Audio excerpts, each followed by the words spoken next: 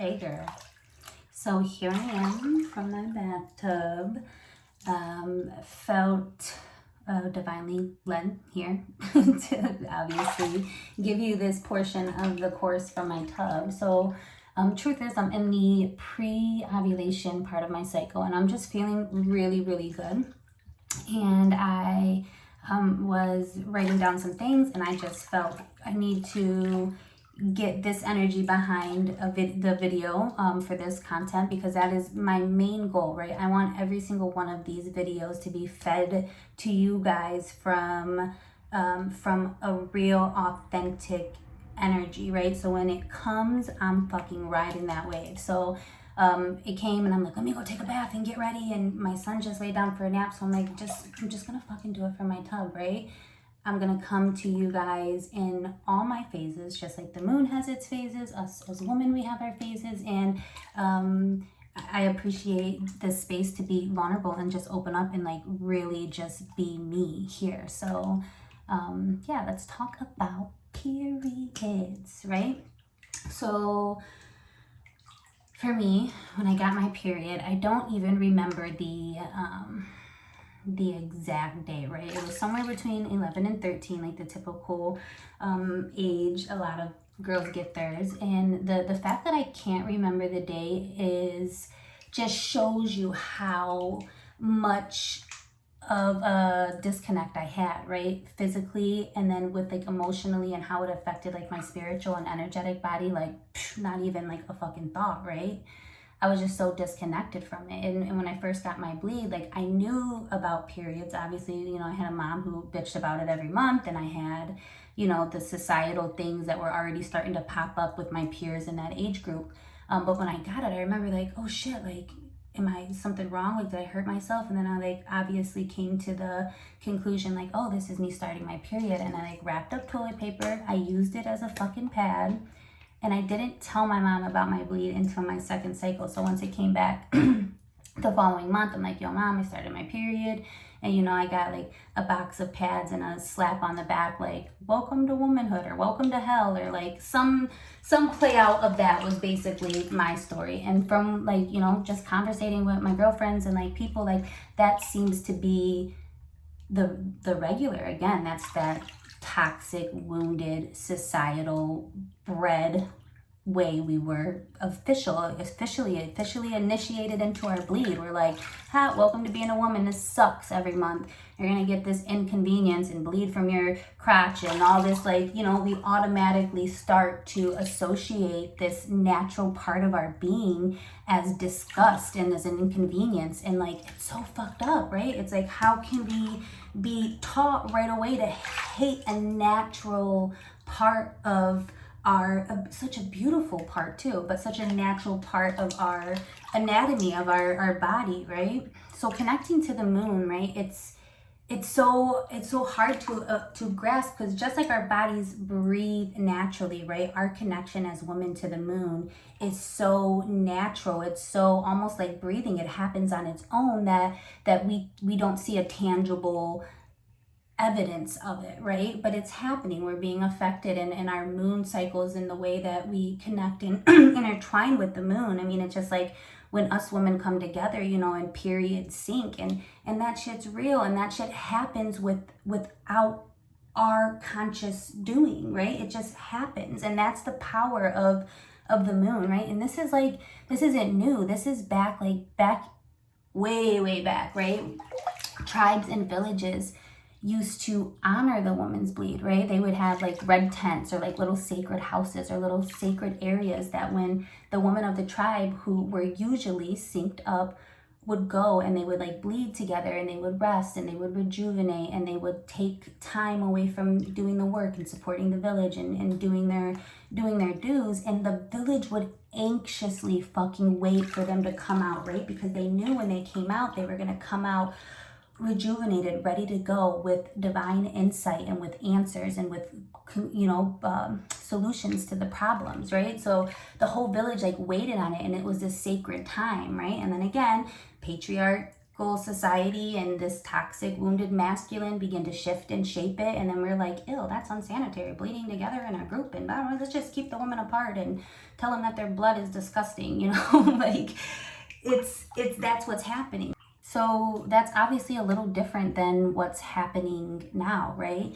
Back in that time too, when a girl would start her bleed, it was a fucking initiation like you can't imagine. It was an adorning and a celebratory experience for her, of this crossing into the wise woman, going into these sacred tents and being a part of the healing and the rhythm of the society, right? And that's so different than what we got now, right? And this is why it's important for us to take our power back, take our bleed back, and know that this is a part of us, and there is power in working with these cycles.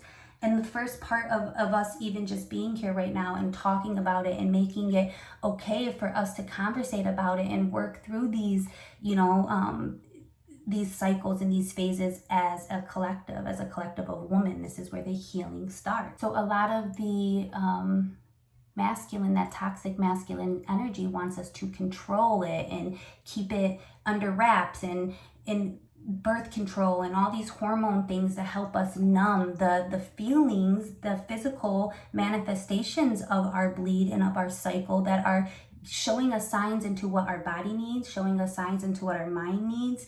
All of those things, we're numbing them, and we're like, we just gotta shove it in and just keep going, and you know what I mean? Like, not make a big deal about it. So all of that is like doing us a huge disservice. Steamy, I'm getting a little steamy in here. It's good though, it's good detox. So we can begin to neutralize and renaturalize our connection to our bleed, right? First, like I said, by talking about it with other women and making this space a comfortable space to explore together, but tracking and getting curious and realizing that just like the moon has energy surrounding its phases, our bleed is more than just the 5 days, right? Our cycle, our menstrual cycle, I call the bleed, is more than just the 3 to 7 days, the 5 days that we bleed. It's the entire cycle, and each of those cycles have an energy surrounding it that if we can become aware of, and then ride the waves of that cycle, we can begin to flow a little more effortlessly without restriction, right? So yes, it's good to track our cycles for, not wearing red pants on the day we're supposed to bleed, and for trying to get pregnant, and for, all of that jazz, but there's so much more to it, right? Like I said, when we can to identify how we respond to the energy of our own menstrual cycle, we can amplify and know when to, take a risk, or know when we're feeling on fire, and realize and recognize those patterns as natural cyclic patterns, and not, we don't have to hold on to the negative and the down spots, because we know that it's just this cycle. And when we become aware of it, we're like, I'm not a piece of shit and a horrible mother. I'm just in my premenstrual cycle, and I'm very sensitive to feelings that I have, right? So it's like using the cycles to not beat yourself up, and not think that, oh my God, I'm losing my sex drive because I'm in my ovulation cycle and I'm really not in the mood to fuck. And in our heads, we start to label and box ourselves in, instead of just knowing that, hey, this is where I'm at in my cycle and I'm aware of it. And what I'm gonna do is I'm gonna plan a getaway weekend for me and my husband on the week that I know that I want to fuck a wall, and I'm not gonna plan a huge work meeting during my my actual bleed, my actual release, because I know during that time, I really like to, take some time for myself, right? So recognizing those cycles and using the power of those cycles to move through your life without resistance. This is what this is about, right? And it's so fucking awesome when you start to do this work and you start to become aware, and you can recognize, and we're gonna go through them. So let's go through them, right? So we went through the cycles of the moon in the last video. So The 4 cycles of our period are the 4 main cycles of the moon, right? So the new moon, the first quarter, the full moon, the second quarter. So this is how the phase of our cycle works, right? So our, let's just start with our bleed. So day 1 of our bleed is very similar to the new moon energy. And we went over the new moon energy, and it's very much like the season of winter, right? And that lasts for the first 7 days, right? So the first 7 days of our bleed, whether it's 5, whatever, that first 7 days of the cycle is when we're physically having that bleed. And again, it's like winter, it's time for introspection, and I don't know if that's a word, but like it's time to like look inwards and like really shut out the outside world and kind of tune in and rest and relax and rejuvenate like they did back in the day in the red tent, right? And then we stop bleeding, and this is where I'm at right now, right? In that pre-ovulation stage. So that's from the energy of the moon is similar. It's from the first quarter to the full moon. So in this next 7 days, the energy is very much like that of spring. So it's like vibrant, and you're done bleeding, and you're starting to take all of that rest and rejuvenation, and you want to come out and pop in the world, right? Like spring, and that's where I'm at right now, where I'm feeling really good and inspired to do this video. So that's your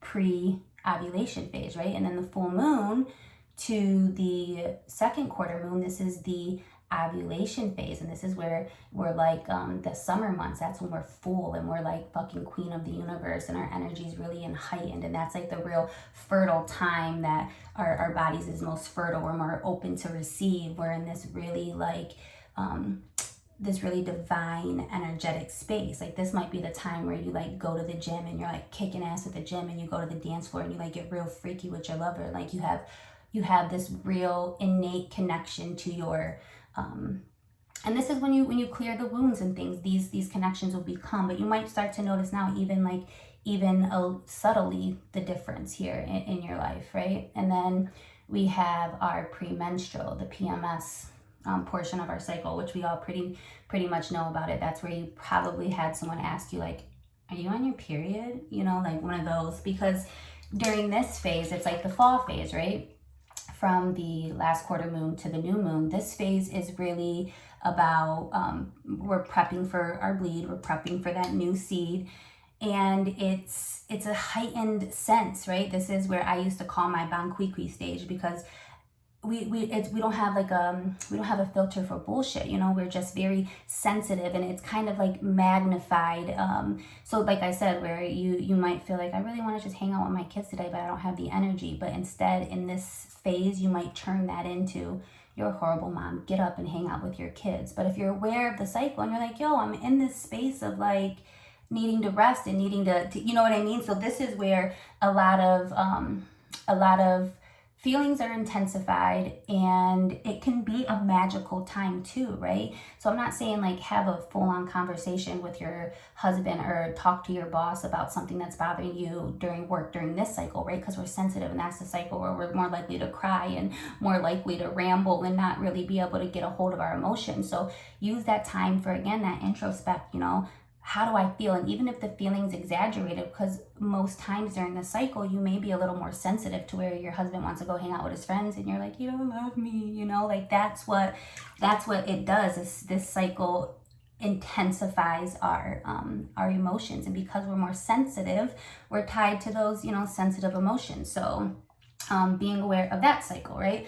So I hope that this discussion helps you come to a better understanding with your cycle, and knowing that we are not linear, right? We are very cyclic, and we don't need to beat ourselves up if we're in this space of like, I want to stay up all night, and I want to party, and I want to create, and I want to be very on and engaged and with people, and then turning around and deciding that when you're on your bleed, you want to, do your own red tent time, your own sacred time. And this is where it gets fun, where you get to make these sacred rituals for you. And maybe your sacred ritual is binge watching Netflix and eating Oreos. Like, do you, whatever you need to do to like rest and disconnect, and like a very old old ritual of giving our blood back to Mama Earth. And there's a way that I read in one book, and it might have been the Red Tent, I don't remember. But one of the readings that I've read suggested that women would bleed and collect their blood and then pour it back into Mama Earth, kind of like recycling that energy, like grounding the release. So modern day, obviously, I don't want to be that like crazy neighbor pouring my period blood in the fucking backyard. But like if you have a menstrual cup, you know, if you use the Deva cup, I think it is, or some way where you can, you know, track your bleed and, you know, add it to some water, dilute it and water your plants, and think of it as an offering, you know, hey, I'm offering this back into the earth, and shedding, you know, this negative this negative shed, or this thing that no longer serves me, and I'm giving it to the earth to ground So I'm gonna conclude with this. It's okay not to be on all the time, right? Not to be in this high vibrational, very outgoing, extroverted self. It's totally okay. It's okay to be a hermit sometimes and go into your shell and take what you need and kind of disconnect and tell your friends, I'm staying home this week. And if we all begin to communicate and open up with each other, this will be easier for me to be like, hey, you know, I'm feeling like really sensitive right now. I'm in my premenstrual place and I really just want some alone time and be able to just like kick it, you know, like kick it with myself and spend some time with myself. So knowing that it's okay to be in this cyclic phase of woman, right? It's okay for us to feel on top of the world, like we fucking run shit, queen of the universe, and then in 7 days feel like we need to spend some time alone and we don't want to be around people. And I think that the wounded masculine societal views are telling us that we need to be these linear beings, and you know, if we can't fluctuate, and it's so fucking backwards, right? I know we have to perform and play in this matrix, and we can't just, like I said, call off for 5 days and like sync to ourselves, but use it how you can, right? Use it for you. Know that when you're like this, for instance, right? I totally have a video that has a beautiful background and my makeup's done and my hair's done of me forcefully trying to explain to you what I have to say here. And then I have this video where, yeah, it's messy, but it's real and it's raw and it's divinely led, and I'm okay with it, right? I'm okay with it. I'm not going to beat myself up for it. And these are the things that when we begin to connect with these cycles and these inner knowings, we can ride the waves. Things become with so much more flow, right? And less resistance. So basically, once we identify the patterns and we can recognize, oh, this is the energy of this cycle right now. And as we continue to heal our feminine and become more connected, we can not only just understand it, but use it. Like before, when I first became aware of my PMS Bamkwikwi stage, as I used to call it, I used to know, I'm like, okay, I'm in this space of sensitivity and I'm in this space of anger, and just it showed up as anger for me because it wasn't healed, it was wounded. So I was very short-tempered and I wasn't giving myself the time to rest. I was like, instead of, you know, going home like, you know, B, those dishes can wait, and order pizza instead of cooking dinner, I'm like, no, you gotta cook dinner, you gotta go do this, you gotta do this. And I'm like pulling through when like my energy and my PMS time frame was very sensitive and very, you know, rest, order a fucking pizza, do the dishes a little bit later, and understand that doesn't mean you're a lazy slob and that you've lost all control of your agenda. It means that you're aware of how you're feeling and you're aware of the energies of your womb space and you're honoring them, right? And it went from me just being aware of it to me noticing now and being able to plan accordingly, right? And prepare a little bit better and use those. So now I use my PMS time as like a magnifying glass on my emotions, where I become aware of them now, and I'm like, okay, what is this? Like, why am I so jealous right now because my husband wants to go get a drink with a friend? Like, why is that making me jealous? What is it? And then I start to peel back and like, oh, like I really am just feeling sensitive and I just want someone to hold me and love me, and like, you know, and if I could come from that space of vulnerability and just explain that, like, I've got to that point where that situation, I'm using that as an example, my husband just going out to grab a beer with, you know, a group of friends, I would use, like, during my period time, I would start to tell myself all these stories. Oh my God, this, you know, and all of these things, and I'm feeling jealous, and he doesn't love me, he doesn't want to spend time with me, and he wants to go out, and I knew it was all not true. I knew it was a lie, like, obviously, but I was falling into this, and it would be angry, you know, turn into a fight, and I would drag it on, where now, coming from like a more healed and aware space, like, I start to dive deep, like, why am I feeling this? And I'm like, oh, you know, and then I can call him and just say, hey, don't be out too long. Like, I really just want you to come home and snuggle up with me because, like, I'm feeling super needy. You know what I mean? Like, where I'm open and I can communicate what I need. And it turns out that, that turns out better than what the old wounded version of my experience for PMS was, right? And that shit's powerful, right? That shit's powerful to know that you can utilize that space that may have not have been as energetically fulfilling to someone who feels the need to go, do, achieve, not slow down, keep going, and realize, like, okay, you know, and maybe you don't feel this way in your premenstrual cycle, right? It's different for everybody. I'm just giving you guys how things feel and how things work for me, and how I'm using that energy to really ride these waves of my life. And I'm finding it's so much fun, right? It's so much fun. It's giving us, again, that purpose, that passion, that pleasure that we all deserve. So wherever you are, wherever you're bleeding, however you're bleeding, even if it's irregular, right? I'm going to include the menstrual tracker that we can track where we are right now according to the bleed. And this video is lining up right on the week of the new moon. So noticing where you are in your cycle. And if you don't know, then this is a good time for us to start tracking, right? When you start your bleed, pull out the tracker and start right where you are, and start to learn and start to get curious about how things work for you. So I am hot, and I'm kind of happy that I did this in the bathtub, because the videos that I've been making, I ramble and they go on forever. So I kind of had this internal timer with the water, making sure that, you know, I was out before the water gets cold. So I haven't even washed my ass yet. So I'm going to do that, and much love.